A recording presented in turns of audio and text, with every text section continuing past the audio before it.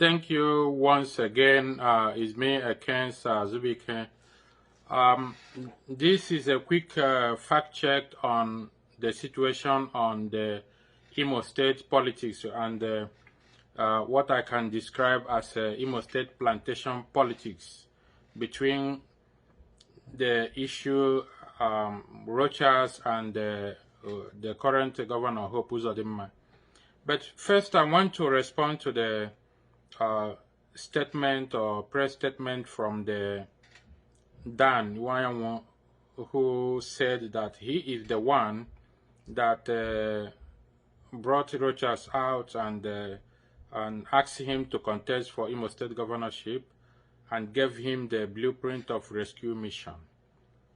And he claimed that Rochas embezzled the money Imo State fund. But again, I was so disappointed that even though he claimed he's the one that brought Rochas out and asked Rochas to contest under his party, but Rochas decided to go under ABGA. I expected him to produce an evidence while he was giving his press statement to show Imo List how Rochas embezzled the fund and the misappropriation of funds, including that he mentioned former Rochas Deputy Governor Madumere, showing that Madumere has been with Rochas for more than decades, 2 or 3 decades in terms of politics or personal relationship with Rochas. All those people mentioning the embezzlement of funds by Rochas in Imo State, including Hope, who is the current governor, and Madumere, including the Dan himself, who claimed to have brought Rochas out to contest governorship in election in Imo State for the first time, supposed to have, shown the Imo people the evidence of the misappropriation of funds in order to convince us that this fight is not a personal fight. By the end of this video, I'm going to upload a video from Bob Njemanze,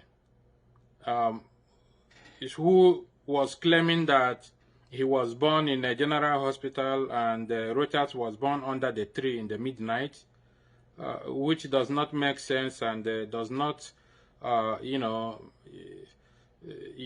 does not even, I don't know how to classify this kind of,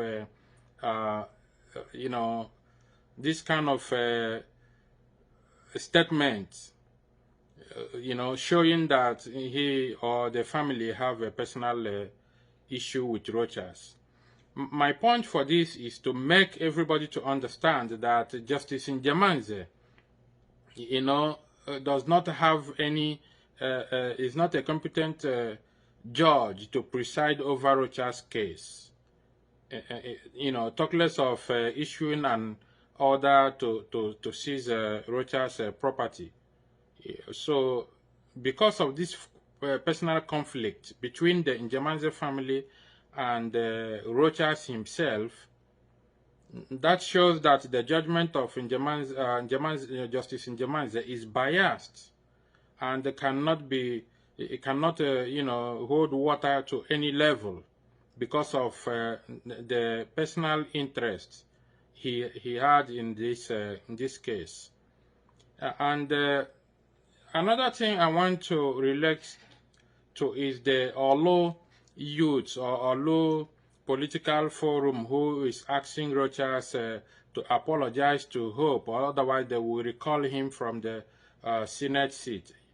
But those are the people I expected to ask Hope to show them the federal project he attracted when he was a senator representing Oluzun for how many years, more than almost a decade. He was in the Senate representing Oluzun. So I expected those, Olo people or Olo youth to question Hope on what, federal allocation he attracted to Olo or project. But instead of them to question Hope for this, they're clamoring to recall Rochas back from the Senate. Even though I know that they've been sponsored by someone, but I don't even think that some of them know the procedure or the electoral act that backed off up the recall, the three stages that they're supposed to undergo in order to commence this recall, which is not gonna happen by the end of the day anyway, you know. But I still insist that Hope Uzodimma, Ihedioha, and all the political elites in Imo State that knows Rochas right from origin should come forward to explain to the Imolates and show evidence they have against Rochas one by one.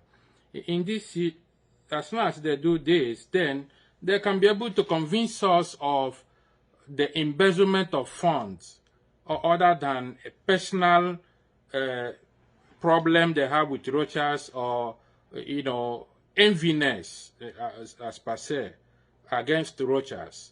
I'm not saying that every government is like angel.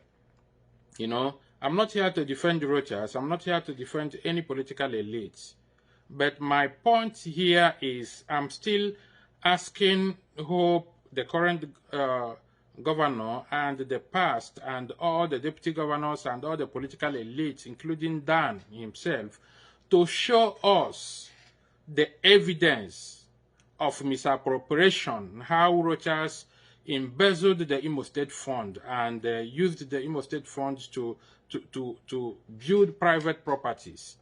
Because as an investigator, I've been digging into these cases, one by one, including all of them, trying to find out where they have properties, bank account, offshore.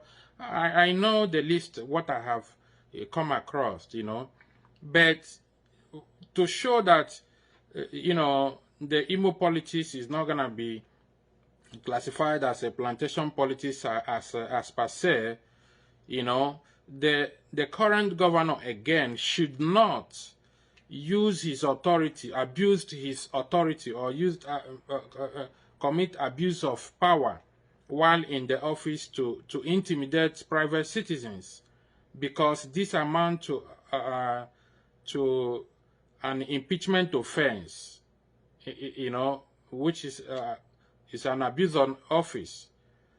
I advise him to do anything he wants to do within the confines of the law, but should not go to a personal judge who have a personal interest on a particular case to create a conflict of interest to obtain a biased judgment against private citizens.